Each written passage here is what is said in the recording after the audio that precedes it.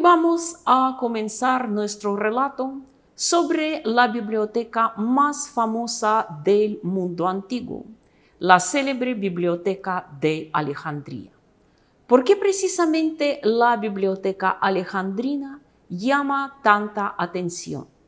Ya sabemos, regresando a nuestras conferencias anteriores, cuando hemos hablado sobre las bibliotecas de Ebla, la de Hattusa, la de Biblioteca de Nínive, cuando también recorrimos las bibliotecas de Egipto, Persia, India y China, que la Biblioteca Alejandrina no era la más antigua en el mundo.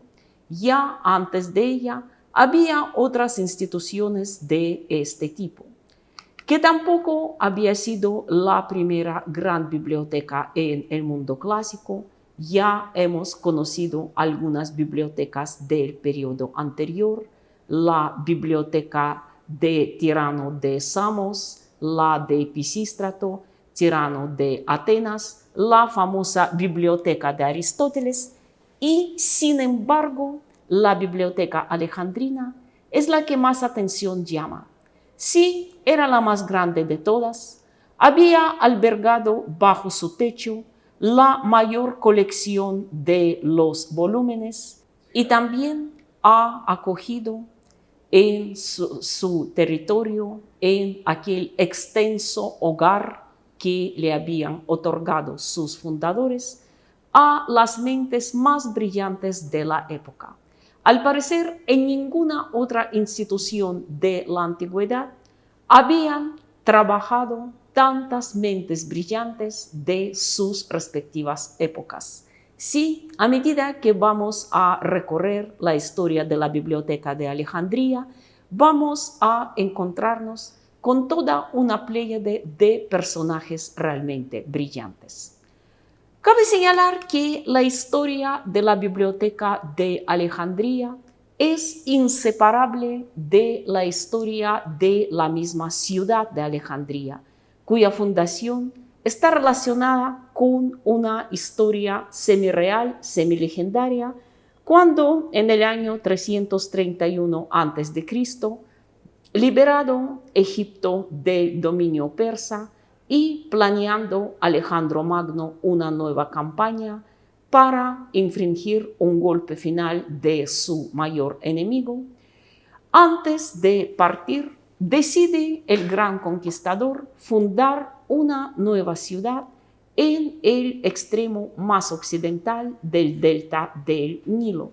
Una leyenda cuenta que en la noche anterior ante el gran conquistador, en sus sueños, le apareció el espíritu de Homero, su poeta favorito, quien le había inculcado aquella idea de fundar una nueva ciudad frente a la isla del Faro. Entonces Alejandro confió su idea a Dinócrates, su arquitecto predilecto. A este le pareció una idea muy interesante y entonces los dos comenzaron a trazar el plan de la futura ciudad inmediatamente en una franja de playa de arena cerca del mar. El lugar fue escogido con mucha habilidad. Realmente era un sitio estratégicamente muy importante, como una franja de tierra firme que separa el lago de Mariotis del mar Mediterráneo y como muy pronto a los dos se le acabó la tiza con la cual estaban trazando el plan directamente en el suelo, entonces Alejandro, sin pensarlo dos veces, trajo un saco de arena de cebada del impedimento del ejército. Siguieron usando los suministros para la tropa para trazar su plan y cuando finalmente lo terminaron, de pronto una bandada de pájaros vino volando desde el mar y se comieron el plan, si podemos llamarlo así. Cabe señalar que algunos compañeros de Alejandro vieron en esto un mal augurio, pensando que la ciudad terminará destruida muy pronto, pero el mismo Dinócrates se opuso diciendo todo lo contrario. Significa que la ciudad sería tan próspera, tan poderosa, que numerosos pueblos y naciones acudirán ahí para encontrar el sustento, que la futura ciudad, que se llamaría Alejandría en honor a su fundador, atraería muchos hombres y pueblos. Y Dinócrates realmente tuvo razón.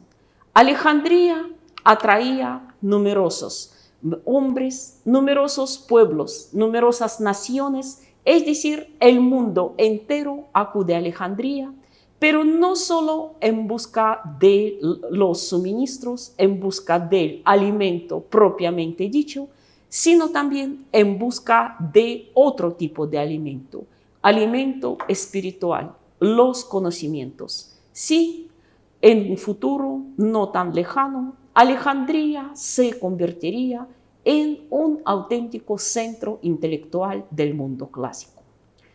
Como se sabe, Alejandro nunca volvió a regresar a Egipto, no pudo ver aquella magnífica ciudad que iba a ser fundada y recibiría su nombre.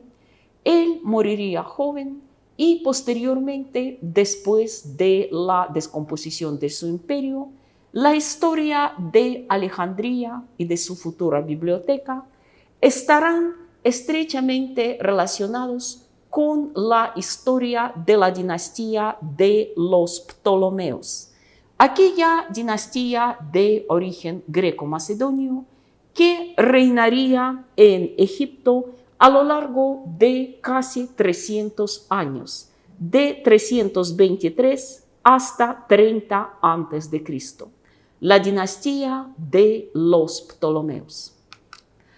Y se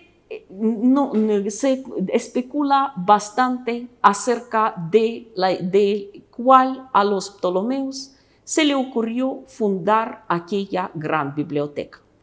Aunque, como ya hemos dicho, la biblioteca de Alejandría es la más antigua entre todas, pero no se sabe con certeza cuál de los Ptolomeos la había fundado. Existen dos versiones más o menos aceptadas por los historiadores, la primera de los cuales dicen que la biblioteca fue fundada durante el reinado del fundador de la dinastía, Ptolomeo I de Egipto, conocido también como Ptolomeo el Sóter, por haber salvado en una batalla la vida de Alejandro. Esta palabra griega, Sóter, significa el Salvador. Como si fue Ptolomeo el primero quien había inaugurado la biblioteca y había nombrado como su primer director a un erudita de la época, Demetrio de Falero, un filósofo peripatético, alumno de Aristóteles, quien puede ser considerado como el primer gran erudita quien manejó esta biblioteca recién fundada. Cabe señalar que, aunque no hay certeza de que Demetrio realmente había sido el primer director de la biblioteca alejandrina, sí es cierto que él fue el fundador de aquel sistema de biblioteconomía o bibliotecología, llámenlo como sea, es decir, de aquel sistema de manejo y administración que se aplicó a lo largo de toda la existencia de la Biblioteca de Alejandría y en gran parte sigue siendo aplicada en las bibliotecas modernas. Por lo tanto, ¿fue o no fue Demetrio de Falero el primer director de la Biblioteca Alejandrina? Pero sí es cierto que fue él quien elaboró el sistema de manejo de los datos, fue el creador de aquel primer catálogo en el cual se basaría posteriormente el funcionamiento de la Biblioteca de Alejandría. ¿En qué consiste aquel método de Demetrio de Falero? Cabe señalar que las bibliotecas anteriores tal como lo hemos visto en nuestras conferencias, sí ya poseían la noción y la idea del catálogo, pero existían dos formas de catálogo, uno que se aplicaba en la tradición occidental, comenzando desde las bibliotecas de Polícrates de Samos, quien recibió posteriormente el mayor desarrollo en la Academia de Platón y en el Liceo de Aristóteles, basado en el sistema de manejo personal de datos. Es decir, que todo el catálogo se organizaba en orden alfabético de acuerdo con el nombre del autor. Todas las obras de un autor iban en un estante sin, digamos, importar ni la cronología ni tampoco la temática. Es decir, las bibliotecas occidentales, las bibliotecas griegas, se basaban en este principio. Lo importante era organizar el catálogo según el nombre de autores y el resto no era tan primordial. En cambio, las bibliotecas orientales, comenzando desde las más antiguas como la de Ebla o de Mari, aún se basaban en el principio del manejo cronológico. En este sentido, se asemejaban más bien a los archivos de datos. No importaba quién era el autor de tal o cual título, de tal o cual volumen, lo importante era que todos iban ordenados en orden cronológico y también por las temáticas, como por ejemplo en la famosa biblioteca de Asurbanipal en Nínive. ¿Qué hizo Demetrio de Falero? Para un mejor manejo de datos, para facilitar al usuario la búsqueda del libro que necesitaba, él propuso unificar los dos sistemas, es decir, organizar los textos no solo en orden temático y cronológico, sino también por nombres de los autores. Y también a Demetrio se le atribuye la introducción del así llamado sistema de colofón. Colofón es decir, ficha o etiqueta que contenía lo que hoy llamaríamos resumen o sinopsis de la obra. El nombre de autor, los datos biográficos breves del autor, la fecha de la creación de la obra y en breve la temática y el contenido. Todo esto se anotaba en una especie de etiqueta que se fijaba al rollo o al estuche, a la caja en que éste se preservaba. Entonces, ahora al entrar en la biblioteca, el lector potencial no veía simplemente unas filas y filas y filas de rollos o tablillas, sino más que todo veía las etiquetas. Componer etiquetas también era todo un arte, pues el libro debería tener un aspecto atractivo, es decir, que al lector le dieran las ganas de leerlo y al mismo tiempo contener la información lo más completa posible para un fragmento tan breve. Así que podemos decir que Demetrio de Falero sí era el creador del sistema de catálogos bibliotecarios modernos. Sin duda, gracias a este esfuerzo, la biblioteca había adquirido un aspecto mucho más ordenado y el lector ya no tenía que gastar tanto tiempo revolviendo todas esas cantidades de rollos, de tabletas, de otros soportes escritos para encontrar lo que necesitaba. Esto es en cuanto a la primera versión de la fundación de la Biblioteca de Alejandría, donde como su fundador figura Ptolomeo I el Sóter y como su primer director, su primer administrador, Demetrio de Falero. Pero existe otra versión, según la cual la biblioteca no fue creada por el primer rey de la dinastía tolemaica, sino por su hijo y sucesor, Ptolomeo II el Filadelfo. Aquí vemos su busto y aquí su reconstrucción facial bastante realista. Hoy día, la mayoría de los investigadores consideran que si bien es posible que Ptolomeo I pudo haber creado las bases de la biblioteca, las bases más bien teóricas, la misma idea, pero su institución física, su inauguración como tal, la había realizado Ptolomeo II. Y por lo tanto, tampoco puede ser cierto que el primer director fuera Demetrio. En los tiempos de Ptolomeo II, Demetrio de Falero ya había caído en desgracia, tuvo que marcharse al exilio, donde posteriormente muere. De tal modo, el director de la biblioteca, el primer director, no era Demetrio, aunque sí su metodología bibliotecaria se usó por los directores posteriores. De tal modo, fundó la biblioteca Ptolomeo I o Ptolomeo II. Eso tal vez no es tan importante, al igual que el hecho si Demetrio fue o no fue su primer director. Lo importante es que el método introducido por él siguió usándose a lo largo de toda la historia de la existencia de la biblioteca. Y ahora hablemos un poco sobre el aspecto de la biblioteca, sobre su, digamos, concepto arquitectónico, dónde se ubicaba y cómo estaba construida.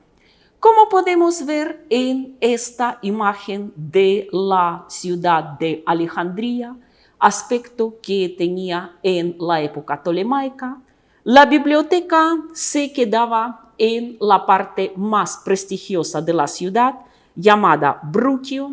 Ahí cabe señalar que también estaban los palacios y las residencias de los reyes de la dinastía tolemaica, y estaba situada junto a un grandioso templo, museo, conocido como el hogar de las musas.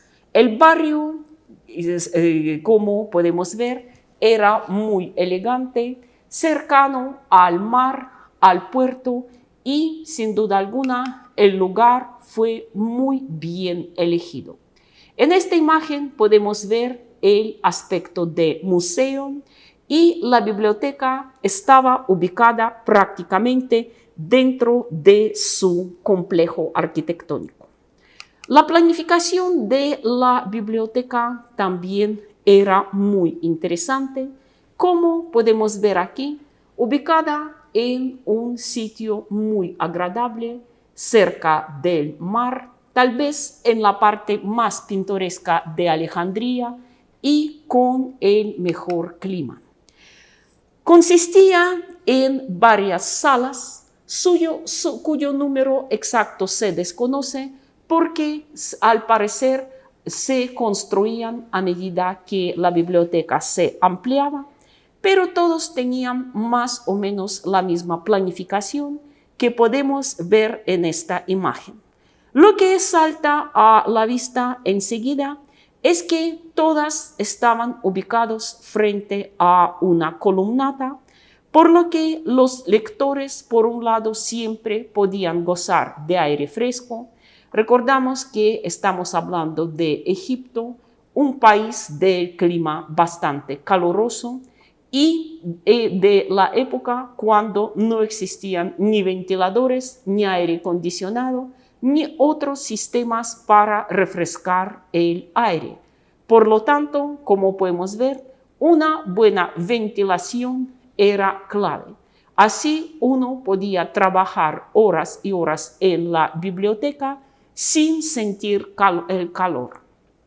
Otro momento era que, eso también aparece en esta misma imagen, la luz siempre penetraba a la biblioteca desde el amanecer y hasta las horas más avanzadas de la tarde, lo que también era muy importante. Recordando que en aquella época para iluminar se utilizaban tanto las antorchas como las lámparas de aceite y aunque sí pueden otorgarnos un ambiente apropiado para la lectura, incluso a las horas de la noche, pero no era muy recomendado tener gran cantidad de lámparas y antorchas encendidas en un sitio donde había tantos rollos de papiro, tablillas de madera y cualquier otro material que podía inflamarse con facilidad. Por lo tanto, como podemos ver, una buena iluminación natural ayudaba a evitar problemas de incendio. Lo que también podemos ver aquí que había un sistema de pasillos libres para que la gente pudiera circular sin impedir el movimiento a los demás, ni tampoco molestar a aquellos que se sentaban en las mesas trabajando, leyendo o escribiendo. En este caso, como podemos ver, los muebles también eran muy cómodos, bien diseñados, para que uno podría pasar ahí horas leyendo sin sentirse incómodo. Y también, como podemos ver, las mismas alacenas, los armarios para los libros, garantizaban el acceso bastante cómodo para los rollos. Ahí habían, como podemos ver, una gran cantidad de escaleras, lo suficientemente seguros para que uno pudiera subir y buscar el libro que necesitaba en los estantes superiores. Curioso que en la biblioteca había una especie de cafetería o restaurante, porque como se sabe, el trabajo intelectual despierta el hambre o la sed igual que el trabajo físico, para que uno no tuviera que retirarse lejos de la biblioteca para calmar el hambre o la sed. Había una especie de salas tanto colectivas donde uno podía, por ejemplo, reunirse con los amigos, tal vez seguir hablando de algún libro o de algún otro tema que les interesa alrededor de una jarra de vino, o tal vez disfrutar de un pequeño banquete individual, brindando consigo mismo por el éxito de tu futura obra. Había comida, bebida suficiente. De esto se encargaba un servicio especial, pero aunque hay testimonios de que la comida, los manjares siempre eran de los mejores, sencillos y frescos, pero en cuanto a las bebidas existía cierta restricción. El vino se servía solo de los más ligeros y siempre bien aguados, para que no surgieran riñas de borracho y además para seguir leyendo, para seguir trabajando, uno necesitaba la mente fresca y no opacada por el vino. Todo estaba muy bien pensado.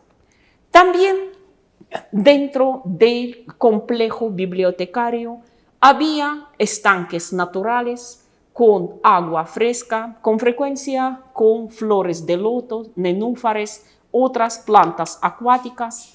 También unos pequeños cenadores donde algunos intelectuales podían reunirse, por ejemplo, para una clase privada, para una charla o para una presentación, como diríamos ahora, para el lanzamiento de un libro nuevo, en un círculo reducido de amigos, seguidores o discípulos.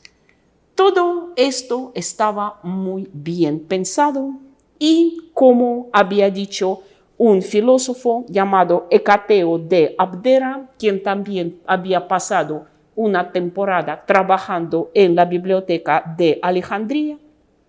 En los estantes para libros había una especie de anuncio que decía Psiges Iatrión, para la curación del alma. Realmente, en este sentido, mientras los antiguos egipcios llamaban las bibliotecas farmacias para el alma, como podemos ver, en la biblioteca de Alejandría seguían aquel mismo principio.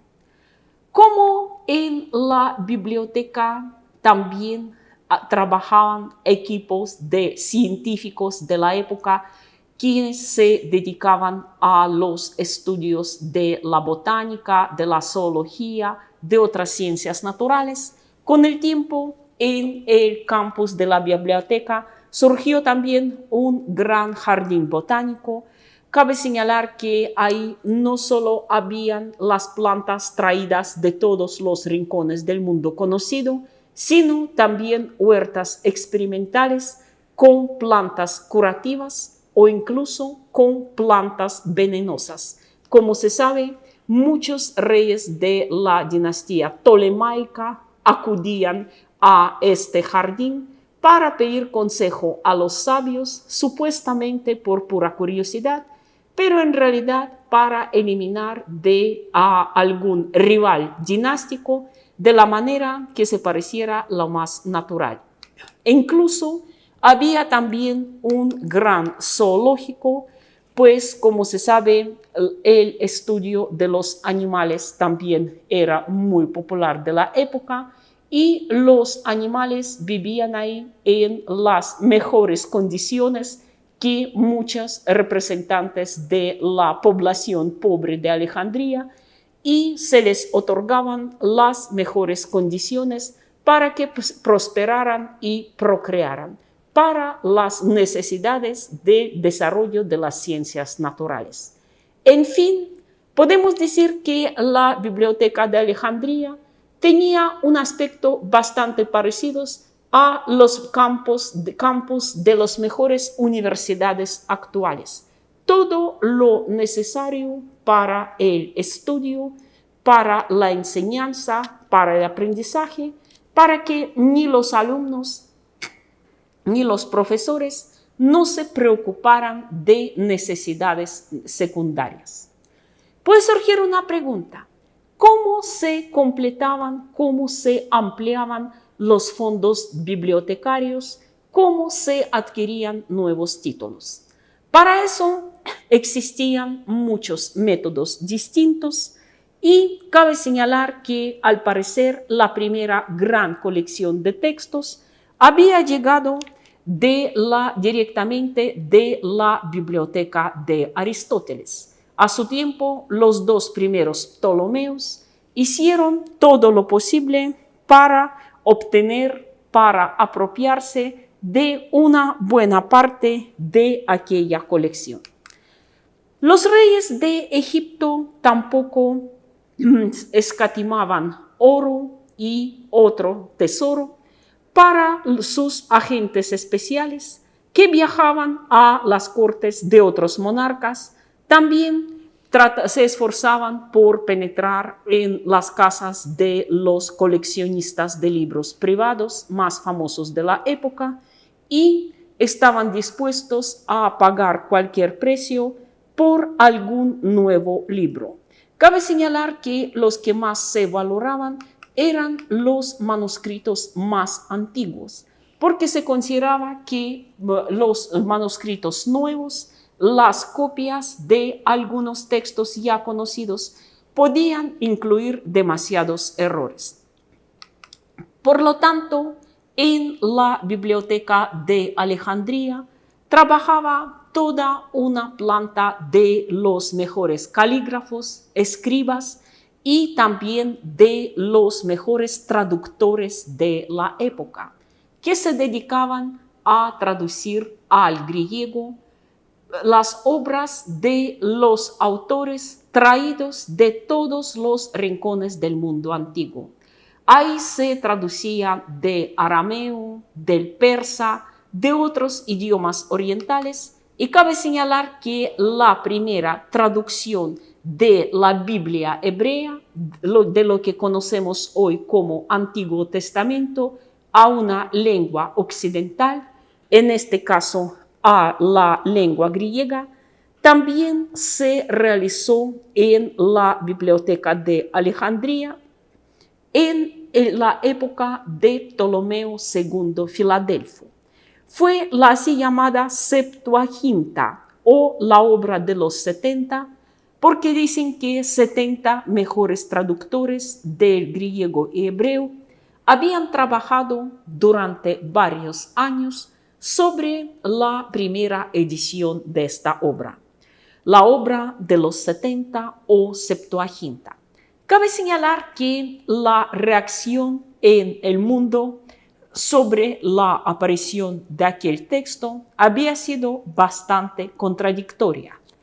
Mientras, por ejemplo, para los griegos esto había sido una gran hazaña intelectual, en cambio, por ejemplo, muchos judíos demasiado ortodoxos afirmaban que es mejor ver los textos sagrados arder en la hoguera que ser leídos e interpretados por los paganos y gentiles.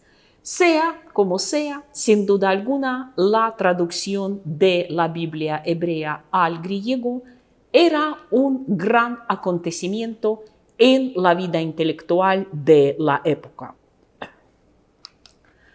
También existía otra forma bastante curiosa de obtener nuevos títulos. Como se sabe, la Biblioteca de Alejandría quedaba relativamente cerca del puerto y era uno de los puertos más grandes y animados de la antigüedad. Con el paso del tiempo, el puerto de Alejandría, con su famoso faro, se convirtió en el puerto más grande, más animado en todo el Mediterráneo. No es de extrañar que ahí diariamente se anclaban numerosos barcos procedentes de todos los rincones del mundo conocido y los funcionarios especiales nombrados personalmente por el rey tenían que revisar el contenido de las bodegas de todas las naves que llegaban al puerto de Alejandría en busca de qué, puede surgir la pregunta, del contrabando de alguna mercancía no autorizada. No, más que todo en busca de los libros.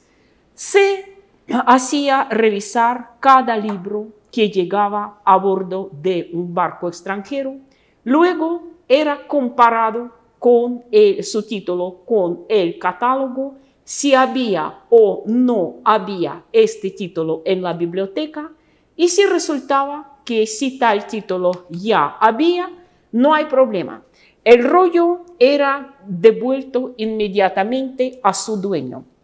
Pero si resultaba que se trataba de algún texto nuevo, desconocido, o aún incluso, digamos, en alguna lengua desconocida, entonces el rollo se decomisaba, al dueño lo advertía que su libro tenía que ser catalogado, revisado, copiado y después al dueño se le devolvía, pero se le devolvía la copia y no el original. El original, a partir de este momento, se consideraba la propiedad de la biblioteca real. Podemos tan solo imaginar que si los dueños de algunos rollos antiguos, de algunos manuscritos originales de gran valor, protestaban, se indignaban, pero no había nada que hacer. Así era la ley de la Biblioteca de Alejandría. De tal modo, utilizando todos estos métodos, podemos tan solo imaginar cómo debió crecer el fondo de la Biblioteca de Alejandría, y no es de extrañar que con el paso del tiempo esa biblioteca superó a todas las demás por la cantidad de títulos que albergaba en sus estantes.